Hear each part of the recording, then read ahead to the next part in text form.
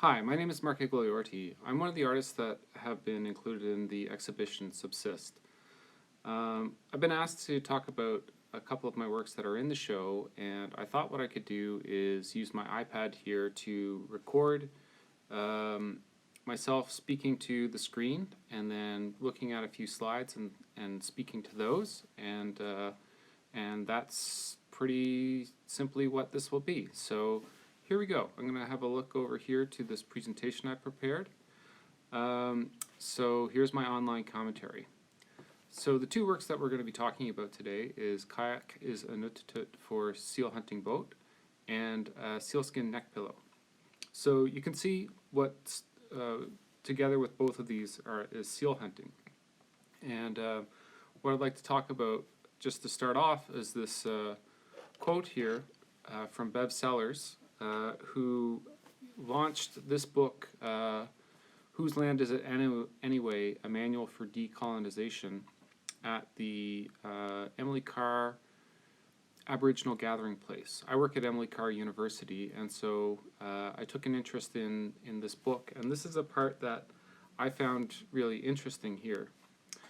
The indigenous people of this country knew and practiced the intelligent way of living sustainably thousands of years before newcomers arrived.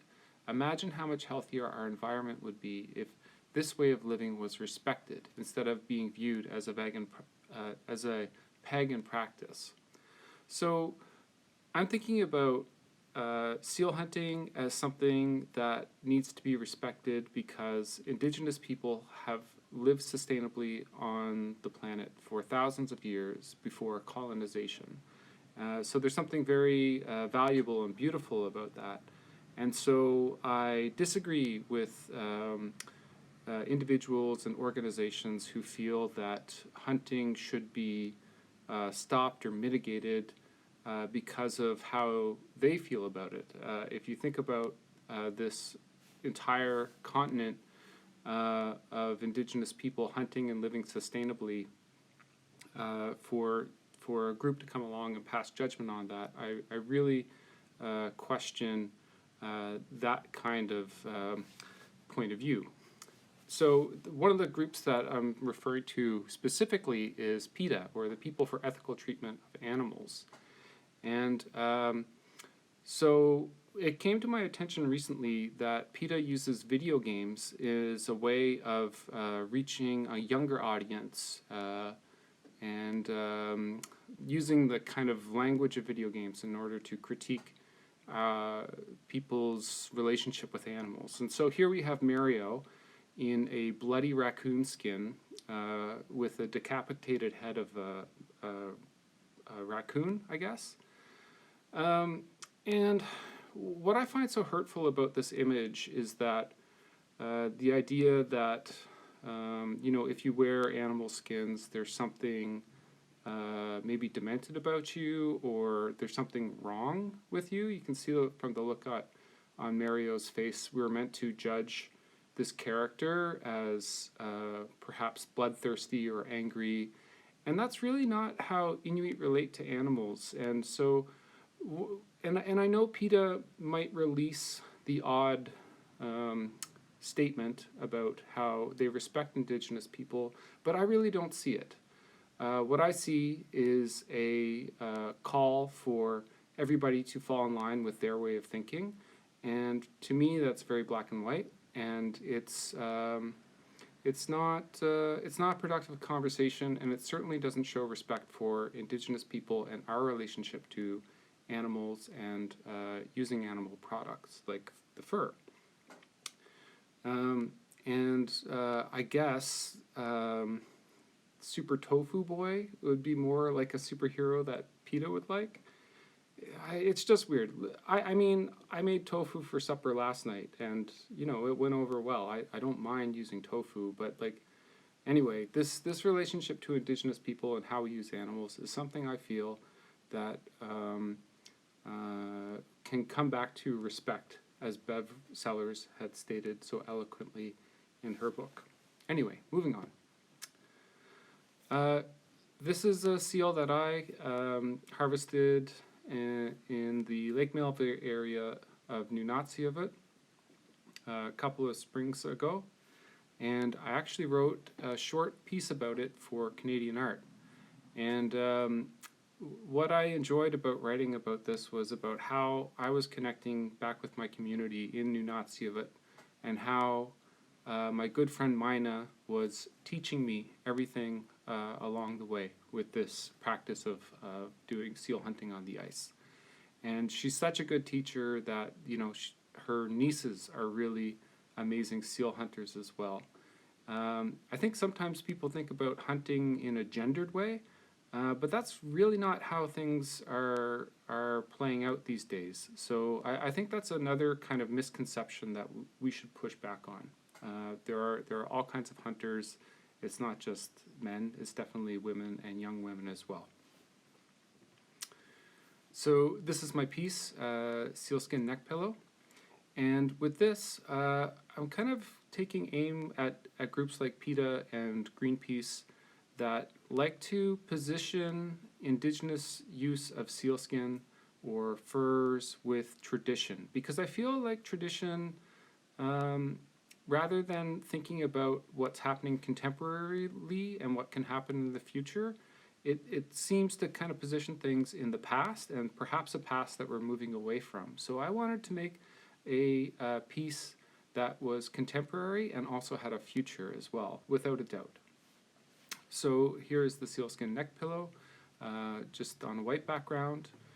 And here's an image of it from my Instagram when I was on my way to New Zealand for a art exhibition. And in fact, I was doing some work while I was there in New Zealand to finish off the exhibition.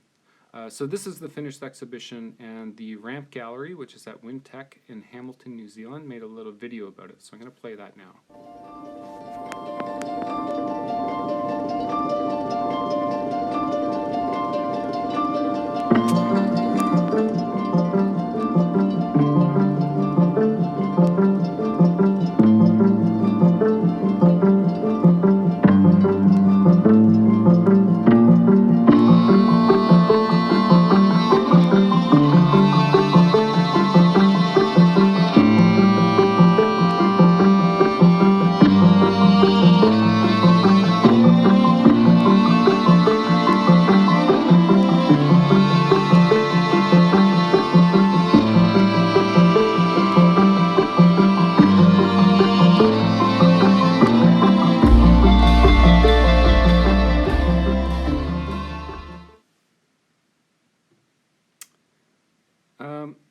So thinking about the kayak as a Inuktitut for seals hunting boat, what I'm really looking to address is this kayak as a recreation vehicle that it's just meant for something that you pick up and do on the weekends. I'm interested in kayaking as an activity that comes from Inuit people, and that it comes from a specific purpose, which was seal hunting.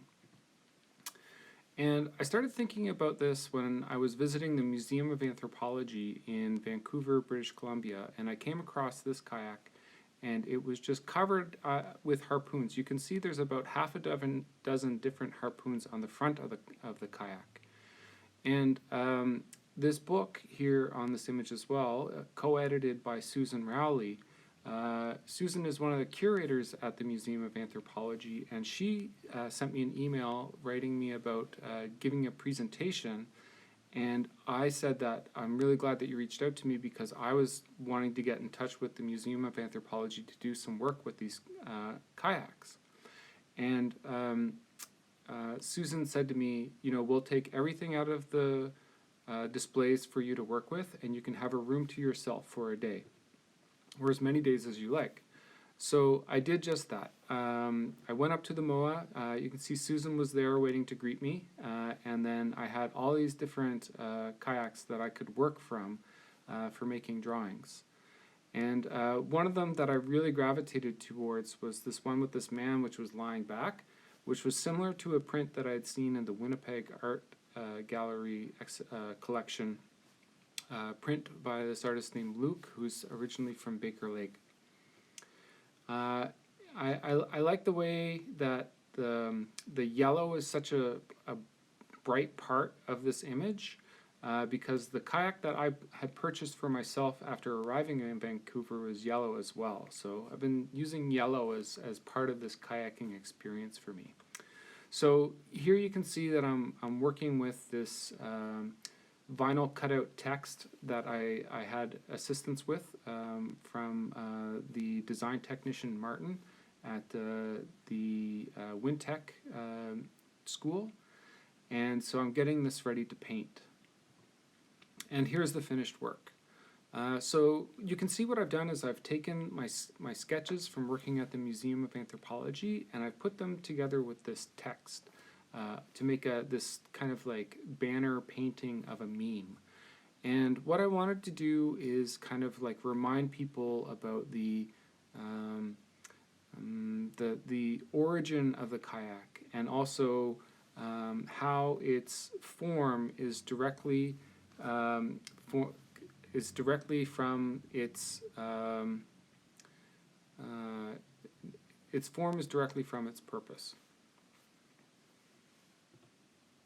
Here it is displayed on the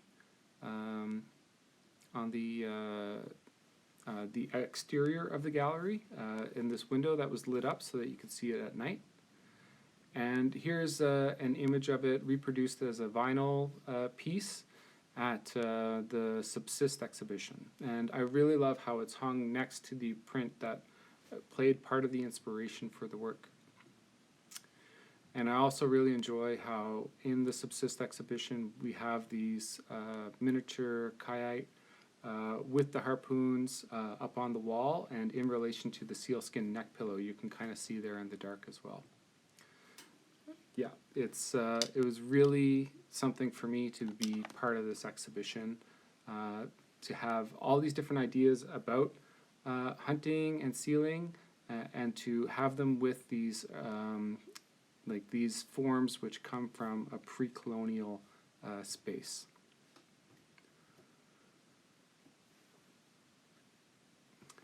So that was my talk. Thank you for listening in.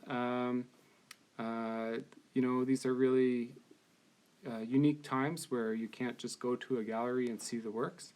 So I appreciate you taking the time to listen to my video and to check out the work that was part of the Subsist exhibition. Nakamiik.